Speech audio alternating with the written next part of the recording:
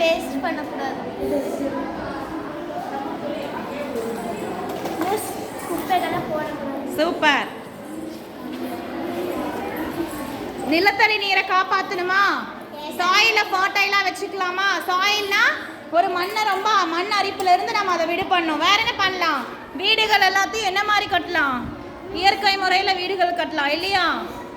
அடுத்தது பாரதத்தை நம்ம என்ன பண்ணலாம்? காப்பாற்றலாம். நெக்ஸ்ட்